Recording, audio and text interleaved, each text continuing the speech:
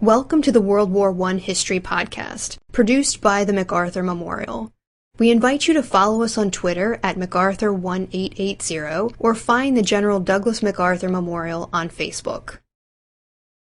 In May 2018, the MacArthur Memorial hosted a World War I Symposium that explored how the experience of World War I shaped many of America's World War II leaders.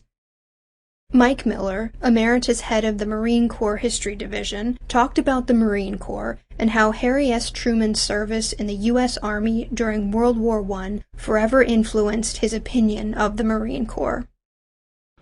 Marines and Harry Truman. And when I first agreed to come down and talk, I said, "Are you sure you know what you're going in for?" Inviting a Marine historian down to the MacArthur Memorial. And they most assuredly said, "Yes, come down and say your piece." So I'd like to begin with this slide, which is how many people are familiar with this cartoon, the Barnaby series? How many people are familiar with Crockett Johnson? You know, well, this was a World War II era cartoon, and it has everything to do with what I'm about to say. But I love to be able to get a reference like this in because, you know, it's kind of cool.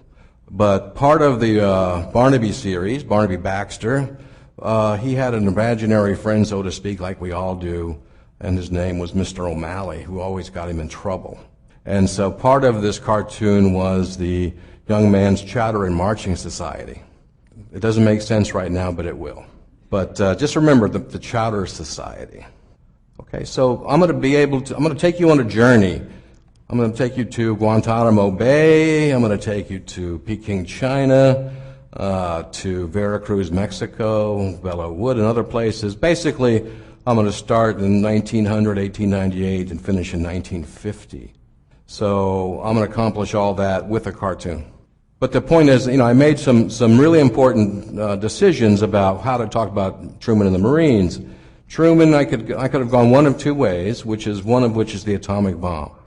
You know, and undoubtedly that's maybe even the bigger one than this. But then I thought, well, no, the unification battle between the armed forces after World War II is probably the most lasting legacy of his in terms of the Army, Marine Corps, Navy, and Air Force that lasts to today. So, but that needs context. Too often, you know, historical events are dealt with without the context. So how does Guantanamo Bay fit into that context? So if you look at the newspaper clipping there, you'll see up there the pretty picture of the Marines landing at Guantanamo Bay, 1898. A battalion of Marines takes Camp McCalla, establishes the base that's there today. But if you look at the rest of the paper, it's everybody else. But look what the Marines got with one battalion. And guess who was there with them to talk about it? Stephen Crane. One of the best accounts of military action is his wounds in the rain of the battles down there at Guantanamo and after, including the wig-wag flag of the Medal of Honor fame there. So you're going to see a pattern develop of battalions and regiments doing things and the famous reporters and such trailing along with them. So this is 1898. Let's go to Peking. Take a look at this. All right, Peking, China. Basically, there's a detachment of Marines that comes off of ships that goes to rescue the consulates there in Beijing. And then more Marines come, as well as Army, 2 regiments of Army go there as well, and all the international forces. But look who gets the newspaper clipping. Those Marines haven't even gone yet, and they're there in their whites, and big picture of the Marines. Do we see a pattern here? But also notice that, and that's one of the themes that I think all of the talks today have been about, is the impact of World War I on America and through the armed forces. But you see, we're starting to see Marines do things in places far away from our shores, in that case China, because America is becoming an international nation really for the first time. So our interests now belong in China, they belong in Cuba, and they belong a lot of other interesting places. So what that does is create a problem with mission. And I'll talk about Truman, but I'm going to talk about Teddy Roosevelt first, because Teddy Roosevelt did not like the Marine Corps. And he was determined to get rid of them. He said, Navy folks can do this just as well as Marines, and they can be a lot less irritating. And we can do landing parties of sailors and replace those Marines and then increase our own strength and our funding. Guess what? We'll get all that Marine Corps dough. So the admirals went to Teddy Roosevelt, and he agreed with him. And Roosevelt, remember the Great White Fleet, all of that Navy stuff, did not include the Marine Corps in his vision. And so, just before he left, the break between him and Taft, just before he left, he had a presidential declaration that we're going to bring Marines off the battleships. And then he exited stage left it for Taft to figure out. So there's a huge controversy. Some admirals support the Marines, some don't. But it's really it's one of the many times that one service or the other tries to eradicate Marines. And we are paranoid, but we have reasons to be paranoid. So it's almost happened. There might not have been a Marine Corps to go to World War I had they pulled these Marines off. They would have been basically guarding Navy ports, Navy yards, basically being cops. Defeated. And how was it defeated? Defeated because the American public rose up, and one of the Marines' fathers was head of the House Naval Affairs Committee, and basically brought it to the Americans' attention. And they said, no, we want Marines. A lot of it was based on China and Guantanamo Bay. But you can start to see people are getting irritated with these Marines. Once the Army especially. So they survive, and then comes 1914 in Veracruz. And then the Marines have almost gone out of business, this time again by the Navy, and they've said, Marines, we challenge you to make a landing, put up heavy naval weapons, and participated in 1914 naval exercises down in Calabria. And if you can't do it, your funding is gone. So luckily, John A. Lejeune, the greatest marine of them all, takes command of it. Takes that unit down there to Calabria and succeeds in planting the guns and bringing in actually some aviation into the fleet exercises. So, it's another time the Marines could have gone away, but an uprising and revolution in Mexico brought the Marines to Veracruz in April of 1914. So the Marines, luckily, are still there from the Veracruz exercises, and they keep them together.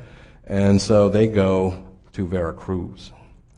And guess what? Who's there soon after to report on them? Jack London, John Harding Davis, and a lot of other reporters. See that trend continue to grow. So Marines make headlines again. Marines land.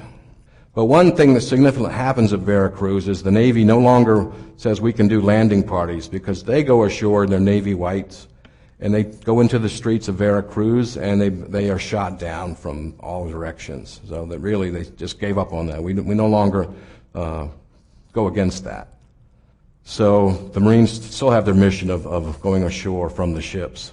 But the point is that the Army Brigade comes in to replace the Navy and Marines that are ashore, commanded by the guys you've already heard his name, Funston. And the Marines are supposed to go back aboard the ships, and Lejeune says to the Admiral, Badger, he says, I really want to stay. I want to be part of this occupation. I want to go alongside the Army. And the Admiral says, are you sure? Be careful what you ask for. And they said, yeah, I want to go. So they let the Marines stay ashore, and they become part of the Army Brigade under Funston. So Funston is a guy that could work with both Marines and Army. He was not opposed to them. Hell, I appreciate the reinforcements, and so they remained in Veracruz. So you start to see what's going to happen in 1917 and 18 when the Marines go over and become part of the Army Division, the 2nd Division. Lejeune is already seeing this thing out there. Okay, and then to France in 1917. Unfortunately, Funston dies of disease, and Pershing is the one that goes over. It takes unfortunately for the Marines, and takes command. And one of the things he does not want are any Marines in France. Adamantly, no Marines in France. Why? What has he got against the Marine Corps? He's tired. He says, the Army, this is the Army's mission. It is not the Marine Corps mission. This is the Army's mission. And you'll get all the credit anyway. So just, go do your thing. We do our thing. So the Marine Corps doesn't take that lying down, and they take it up through the Secretary of Navy, and it takes it up. So it takes a presidential declaration by President Wilson to get the 5th Marine Regiment to France. The 5th Marine Regiment goes up to get on board the transports, and the Army says, we can't transport you, we're full. And the Navy says, don't worry about it, we'll take you over on our ships. So the 5th Marines actually gets there with the 1st Division. So they're again, the first to fight. But the Marine Corps is looking at an entire division to go into the AEF, an entire division. I've seen the TO for all of those. They include armored cars, heavy artillery, the whole bit. Pershing is having none of that. So he has these Marines. What does he do with them? He starts putting them along lines of supply and guarding things, like things that Marines do, because he says they're too different than us. They have different, regulations and so forth. And so again, back to Wilson. Wilson says, I'll send over the 6th Marines. So he has to issue another presidential proclamation. The 6th Marines will now go over and become part of the AEF. It takes the President of the United States twice to send Marines to France. So the Marines have got their nose under the tent now, and they want to keep sending Marines over. So what is he going to do with them? He says, well, I'll use these gentlemen at their best duty, which is to guard things, but no combat. And then Wilson goes to Baker and says, yes, you will. And Baker says to Pershing, yes, you will. And Pershing says, I will. But that's it. No more Marines. Just one brigade. So it becomes the 4th Brigade of the 2nd Army Division. So, and that's Siebert. Siebert initially, and then it goes on to Omar Bunde, who commands the division. And so they are among the first to fight. The 1st Division goes in first, the 2nd Division goes in second. And those pesky Marines get good luck because they go to a place called Belleau Wood on June 1st. They're supposed to go up and support the 1st Division in Cantigny, but they were pulled to stop the Germans. Now, this is a place of hallowed ground to all Marines. This is a place where the Commandant or ACMAC goes every year, Memorial Day, to celebrate this American victory with the French. And there's, if you've never been, you should go, because you see from all, you're there in the American Cemetery, that's where it takes place, and you see from all directions the French people walking with their flags by several thousand, just walking up to, celebrate us fighting with them and on our sacrifice. So it's a very moving thing. But in Marine lore, this has become perhaps more than it was, because it's one brigade against the whole German army. No. It's one brigade amongst many brigades, including a lot of French troops that stop the Germans. It's not the Marines that stop them. But they are part of the effort that does it. But remember the trend? Floyd Gibbons, I think somebody's already mentioned one of his works about von Richthofen, and he is there with the Marines. He wants to go where the action is. So he goes there, and on June 6th, he goes across the wheat fields with the 5th Marines about 5 o'clock in the afternoon. And maybe that's not such a great choice on his part at the moment, but he's out there when the German machine guns start taking down the Marines. And one of the things I always talk to the Marines about when I talk about this and take them out there is, how many people think charging machine guns through wheat fields is good tactics? Crickets. They went out there, and so the battalion commander was shot in front of him and makes it into the woods. He's hit in the arm, he goes face down in the wheat. Another bullet comes, hits the ground in front of him, goes up through his head, takes out an eye, and exits through his helmet. So he's reported dead. They see him out in the field. They can't get him out until dark, because the Germans, they don't care if you're wounded or not, they just keep sweeping the field. So his last dispatch has gone back that morning to Paris to the censors, and Pershing's rule is no unit will be mentioned by their name. In other words, it won't be the 2nd Division, and definitely not the Marines. It's not supposed to happen. But the censor had that last dispatch. He's also heard that he's been killed, so he said, I'm not going to change a word of it. It's going to go through as it is. And it does. And it does. So this battle goes on for about a month. But all of the Allies take the Marines and make them superheroes. Why does this happen? It's not one dispatch going back, but look at this. And the key is the Allies need morale. What's just happened to them since March with the Germans? Germans have pummeled them. They've almost taken the Brits out of the war.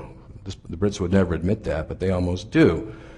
And they push within 40 miles of Paris. And even though charging across those wheat fields, we talked about casualties, worst day in Marine Corps history ever up to that point for killed, wounded. But the Allies need this. So here's our counterattack. And like it or not, the tactics on that day won't be mentioned, but we take them on. We take Belleau Wood, which they didn't. But, that's the way newspaper guys are. So it went across the world. Marines, Belleau Wood, and became part of Marine Corps lore, to this day. And it's good luck to go and drink from this fountain in the town of Belleau, from this old gross bulldog statue, but I do it every time I go. So this is a victory in itself that the Marines take. Now imagine Pershing when he sees this. He is not happy, and about 3 days later, no more mentions of Marines. You look for the papers, none. But the resentment is there now, particularly in the American 2nd Division. If you looked at this clipping, it's about Clemenceau talking. He wants to come and see Belleau Wood, and he wants to meet the Americans that took it. So Bundy is the commander of the division. The Army Brigade is not heavily engaged. They're on the right towards Vaux. The Marines are in the wood while this visit is going on, fighting the Germans for their lives, really. And Clemenceau comes, and guess what? No Marines are invited to meet him. Only Army officers. And they all come back. They meet the premier, and they go away. And the Marines don't find out until the next day when the papers come out. But the interesting thing about that is the commander of the Beam Brigade is an Army officer named called James G. Harbord, who used to be Chief of Staff for General Pershing. Don't make the former Chief of Staff angry. So Harbord sends through the chain of command, why weren't we invited? And he gets to Pershing. Clemenceau comes back, and he does meet the Marines. But it begins a rift between the Marines and the Army. And you start to see this pervade the AEF. Soldiers that never met a Marine, the Marines get all the credit, they get all the credit. Look at all the fighting we're doing. And you can imagine that. And it continues through the rest of the war. That's why this long introduction of context gets you to this point. How many days was Harry Truman in combat? Or how many days were most Americans in combat in World War I? We get, Kennedy's the first offensive is in May, and the thing ends in November. So how many days of combat is that? Not very many. How many people deployed to Afghanistan and Iraq for longer than that? So the point is this, that the combat he sees is in the Meuse-Argonne, which is the worst, really. It's the worst, because that's when Pershing is pounding his divisions to attack. So what he sees there is going to affect him for the rest of his life. And I tell this story because it's the impact of the Americans, and that is that I had the chance to interview a lot of Marines when I first started working for the Marine Corps, and one of the guys was 105, I think, and he died like 2 weeks after I interviewed him. But in his room, he was a Marine for like a year and a half, 2 years, was New York Yankee stuff, and then Marine Corps stuff. All of that. After all those years, that was what was important to him. So that's an example of what, no matter how few days or how many days you saw, they took back with them. So Truman comes away with this general Army attitude that the Marines are glory hounds, and they're taking more than their share of the newspaper clippings and so on. And when Lejeune comes across and wants to make that division complete, Pershing says no. He says you'll command the 2nd Division eventually, but we will not have a division of Marines. So here's some of his dates that gives you an idea. So there you have to evaluate his service and what that meant to him in later years, particularly with the atomic bomb. So we did get to see some of the occupations, see what happens after the war, which is very important, and service as an artillery commander, a battery commander. This is Truman chasing Germans. This was a cartoon that was done by one of his battery mates. It gives you the attitude of how well they felt about Truman. He was aggressive, and they kind of made fun of him for that. And so for the Marines, what was their attitude? Well, their attitude was, no, we are good, and we're going to continue to fight. And they go through till the last night of the war, and they felt like the last night of the war they were pushed across the River Meuse, and what they felt was a needless attack. And this goes back to the casualties that we've talked about, Pershing and the Meuse-Argonne. So why did you push us across when you know the truce is coming? We talked a lot of men bridging the river, going across, getting under German machine gun artillery fire until 11 o'clock when the peace was declared. But why? And there were congressional investigations about this, but Lejeune, who commanded the 2nd Division, really was upset and sort of mocked his corps commander, who then gave him a bad fitness report at the end of the war. But the point is, they felt this was needless, and Army commands really, they didn't. That was not the way to go. Okay, fast forward. Truman goes back to Kansas. He does his thing to 1944. Now I'm going to skip a lot of the inter-service rivalry stuff and click right to World War II. So the guy on the left, Holland M. Smith, commander of the 5th Amphibious Corps, Central Pacific, summer of 1944. Anybody know who the guy on the right is? Yeah, the Swimming 27th. Yeah, Swimming 27th. And they got that nickname from the Marines because of their, what the Marines felt was lackadaisical attacks on the island of Saipan. So the 5th Corps commanded the 27th Army and 2 Marine divisions. And the 27th just couldn't seem to keep going and keep up with the Marine advance. So the Marines were taking fire from the flanks on the east side of the island. Now, what was Smith during the First World War? He was Chief of Staff of the brigade and later of the 2nd Division. So he lived through all of that. And when it came time on the island of Saipan, and Ralph Smith couldn't continue to advance, he relieved him of command. And this was a huge debacle, really for both sides. It could have been handled a lot differently. But to take an Army general off the division, I was particularly with Marshall, Eisenhower, no, you're not doing that.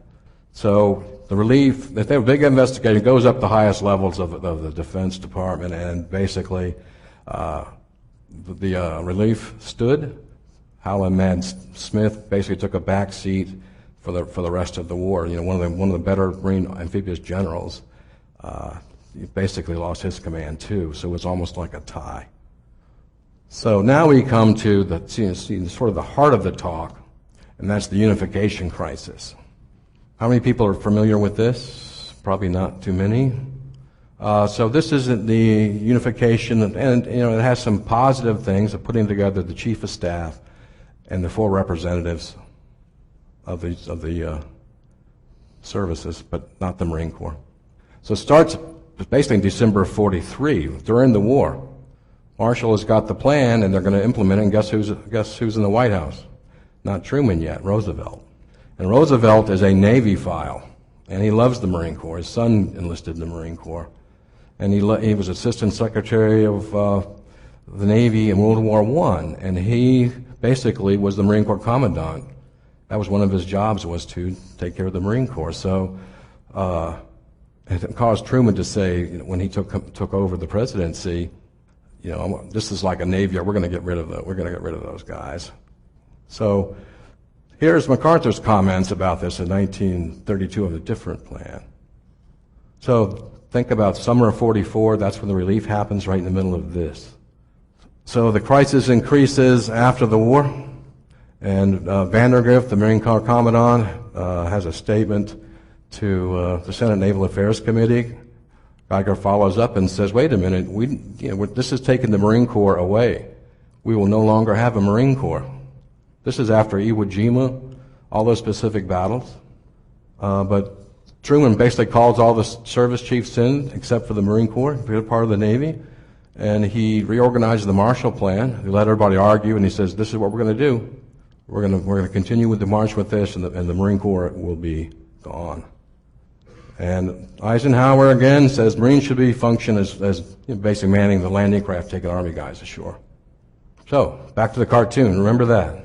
This is the Barnaby and Mrs. O'Malley, and so there was a small secret cell that was formed in Quantico, Virginia, and basically it was started with two guys, Victor Krulik and Merrill Twining, two of the brilliant minds of the Marine Corps, and there was no sign on their door. They were there to prepare statements, speeches for the Marine Corps and the commandants to go against this plan, this unification plan.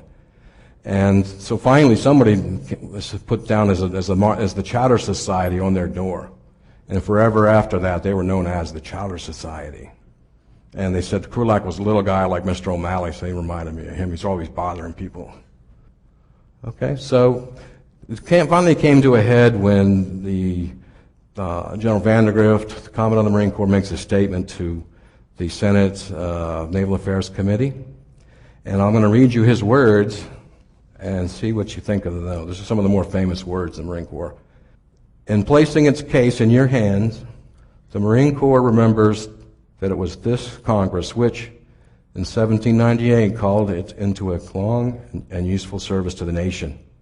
The Marine Corps feels that the question for its continued existence is likewise a matter for determination by the Congress, and not one to be received by department and quasi-legislative process enforced by the War Department General Staff.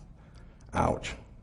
The Marine Corps then believes that it has earned this right to have its future decided by the legislative body which created it, nothing more. Sentiment is not a valid consideration in determining questions of national security. We have pride in a presumed ground of gratitude that we do not rest on our laurels or any presumed ground. The bended knee is not a tradition of our Corps. The bended knee is not a tradition of our Corps. If the Marines as a fighting force must go, then they must go. But I think you will agree that it has the right to depart with dignity and honor, and not by subjugation to the status of uselessness and servility planned for him by the War Department. The Senate committee stood up and applauded, standing ovation. And in the back, Twining was sitting behind one of the Army officers. The Army officer stood up and said, I'm going to throw up if I start singing the Marine Corps hymn. But basically it turned the thing around, and public sentiment said no. And there's a piece of the bended knee speech. So Truman spoke out later on against the Marines. I mean, imagine, Truman is furious. He's not one to be tried. I'm the president, I get to say. But he made the mistake with this letter, which he called the Marine Corps' public affairs, like Stalin's propaganda machine. You see that? That's the original. That's from the Marine Corps archives. And signed in big letters, Harry Truman. The Key West Conference pulled it all back. There's a picture of Truman with a rifle and all the Marines looking around, pull the trigger, pull the trigger. And then there's one of the most, probably the most critical document in Marine Corps history. That's an apology by the President of the United States to the Commandant of the Marine Corps for his remarks. Now, where have you ever seen something like that? Can you imagine Truman gritting his teeth while writing that thing out? And to his benefit, he does put that big Harry Truman on the back of it. And now it's to General Cates, who, by the way, General Cates was 2nd Division guy, 4th Marine Brigade, and he, Belleau Wood, took Bresh with about 16 Marines and fought through the war. Okay, after 50 sort of quieted down once Chosin Reservoir in Inchon happened. So thank you, MacArthur. And using the Marines that way, and once the public bought into that, this receded. In the course of the years later, I mean, it still rears its head sometimes, and a good competition between the Army, Navy, Marines, etc. But that has to be. And that improves all the services done the right way. So, thank you very much. Thank you for listening. If you have any questions, suggestions, or comments, please contact Amanda Williams at amanda.williams@norfolk.gov.